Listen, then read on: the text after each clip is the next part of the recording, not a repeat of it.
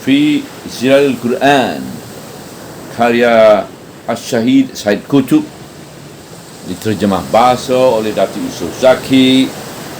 Semoga Allah memberkati mereka. Tafsiran ayat-ayat 234 hingga 235. Setelah selesai menjelaskan hukum-hukum dan peraturan-peraturan bagi perempuan-perempuan yang dicerai dan bagi menghadapi kesan-kesan yang terbit dari perceraian itu, maka Al-Quran memulai menjelaskan hukum perempuan yang kematian suaminya, iaitu hukum iddahnya, hukum melamarnya selepas habis iddahnya, dan hukum melamarnya secara sindiran semasa dalam iddah. Terjemahan ayat-ayat 234 dan 235. Bismillahirrahmanirrahim. Dan orang-orang yang mati di antara kamu dan meninggalkan isteri-isteri, maka hendaklah isteri-isteri itu menahankan diri mereka, iaitu beriddah selama 4 bulan 10 hari. Kemudian apabila mereka sampai tempoh iddah mereka, maka tidak menjadi apa-apa kesalahan pada kamu tentang apa yang telah dilakukan mereka terhadap diri mereka mengikut cara yang baik. Dan Allah Maha mengetahui segala apa yang dilakukan oleh kamu. Ayat 234. Dan tidak ada apa-apa kesalahan pada kamu tentang hasrat yang kamu bayangkan secara sindiran untuk meminang perempuan yang kematian suami dan masih dalam iddah itu, atau tentang keinginan yang kamu simpan dalam hati kamu untuk berkahwin dengan perempuan itu. Allah telah mengetahui bahawa kamu akan mengingati mereka, tetapi janganlah kamu membuat perjanjian dengan mereka secara sulit, kecuali sekadar engkau mengucapkan kata-kata yang baik. Dan janganlah kamu berazam untuk berakad nikah sehingga sampai iddah yang telah ditetapkan itu.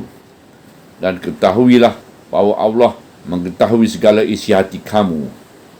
Oleh itu, hendaklah kamu takutinya, dan ketahuilah bahawa Allah itu Maha Pengampun lagi Maha Sabar. Ayat 235. Iddah perempuan yang kematian suami. Dahulu, perempuan yang kematian suaminya menerima berbagai-bagai layanan kasar dari keluarga-keluarga kaum kerabat suami dan masyarakat seluruhnya. Menurut tradisi Arab, apabila suaminya meninggal dunia, dia akan masuk di tempat yang buruk dan memakai pakaiannya yang paling huduh. Dia tidak boleh menyentuh minyak wangi selama setahun. Selepas itu, dia keluar menunaikan beberapa upacara jahiliah yang karut, yang sesuai dengan kekarutan jahiliah, seperti mengambil dan membaling tahi binatang, menunggang keldai atau kibasi dan lain-lain. Tetapi apabila Islam datang, ia meringankan penderitaan perempuan yang kematian suami itu. Malah ia menghapuskan semua penderitaan itu darinya. Ia tidak melonggokkan ke atasnya beban kehilangan suami dan beban penderitaan kerana layanan kasar dari keluarga selepas kehilangan itu. Juga beban tertutup jalan hidup yang terhormat dan jalan hidup kekeluargaan yang tenteram di hadapannya. Ia menetapkan iddahnya hanya 4 bulan 10 hari. Jika ia hamil, maka iddahnya itu ialah iddah perempuan hamil, iaitu lebih lama sedikit dari iddah perempuan yang dicerai, untuk membersihkan rahimnya dalam masa itu. Dia tidak melukakan perasaan keluarga suaminya dengan keluar terus selepas kematian itu. Dalam masa iddah itu, dia dikendaki memakai pakaian yang sopan santun dan tidak berhias untuk peminangan. Tetapi selepas habis iddah, maka tiada siapa yang boleh mengganggu kebebasannya, sama ada dari keluarganya sendiri atau dari keluarga suaminya.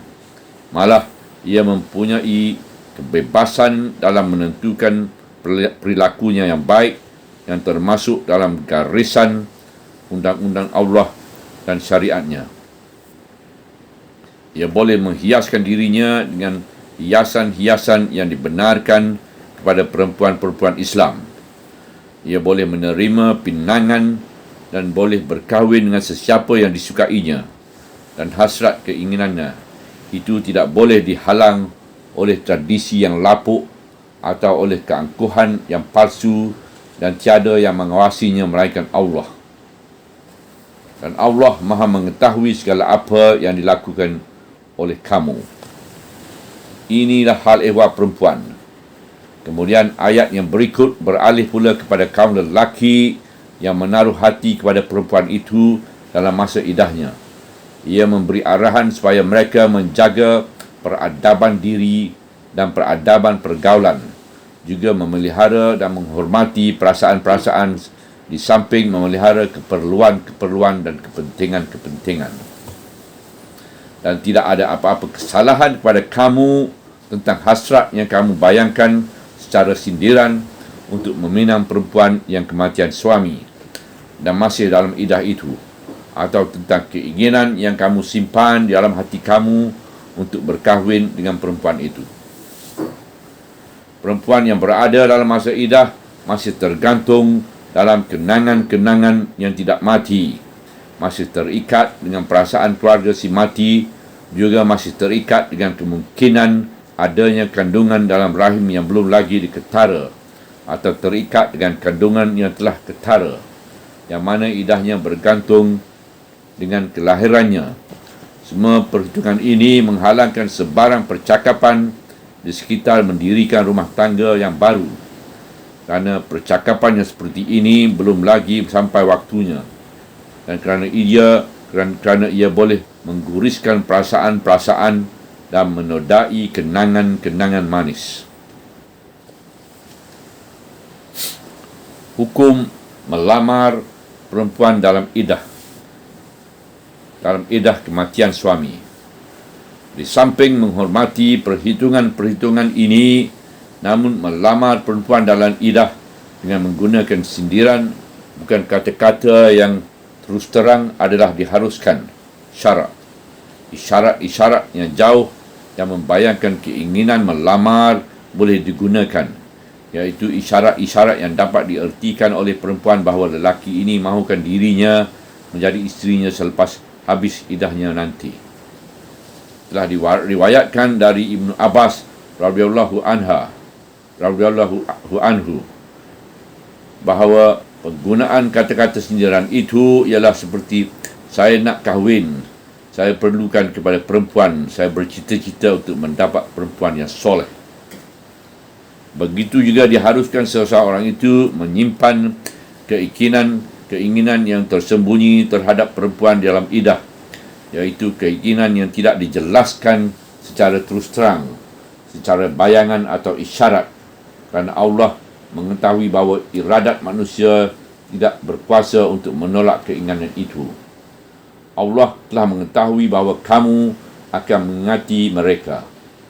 Allah telah mengharuskan perasaan itu kerana perasaan itu mempunyai hubungan dengan kecenderungan semula jadi yang halal dan harus. Hanya keadaan-keadaan sahaja yang meminta agar ditundakan pengambilan langkah yang amali dalam perkara ini. Yang diamati Islam ialah ia tidak bertindak menghancurkan kecenderungan-kecenderungan semula jadi manusia, malah ia mendidik dan menghaluskan kecenderungan itu.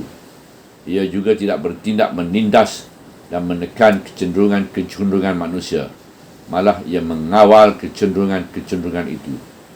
Oleh sebab itulah Islam hanya melarang perbuatan-perbuatan yang bertentangan dengan kebersihan perasaan dan kesucian hati nurani.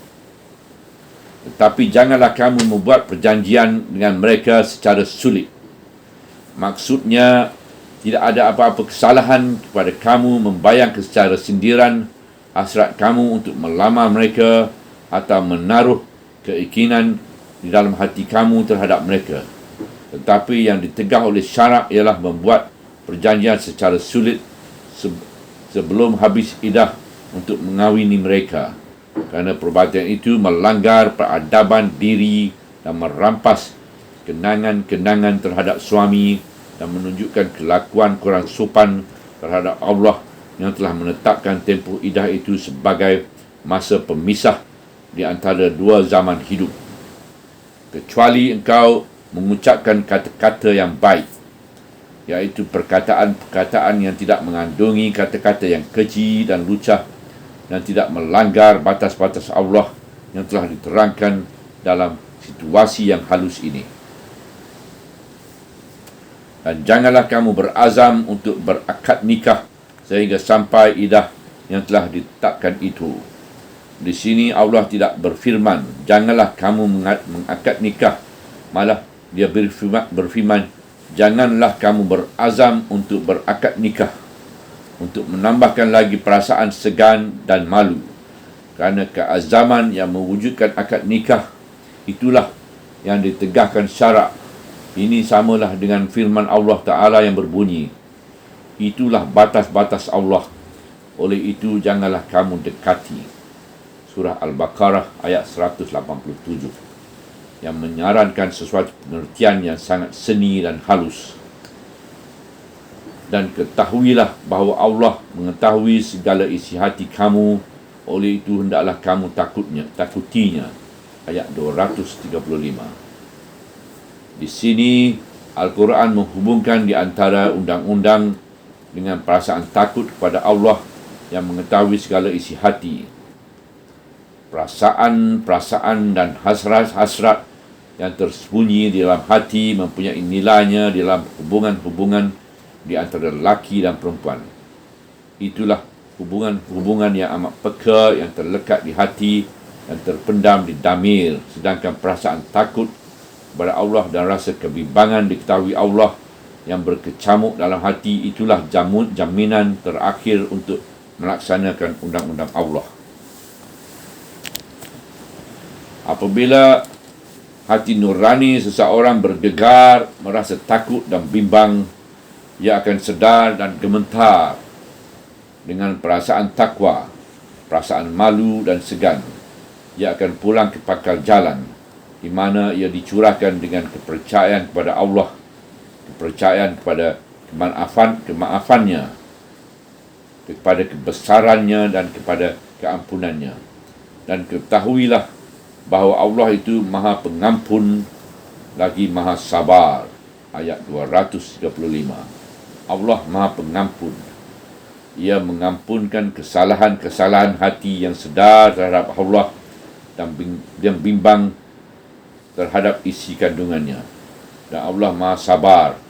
Ia tidak menjatuhkan hukuman dengan segera kerana mungkin hamba-Nya yang bersalah itu ingin bertaubat. Subhanallah, walhamdulillah, wala ilaha illallah, wallahu akbar, wala hawla wala quwata illa billah al-aliyyil azim, wala hawla wala quwata illa billah al-aliyyil azim, wala hawla wala quwata illa billah al-aliyyil azim.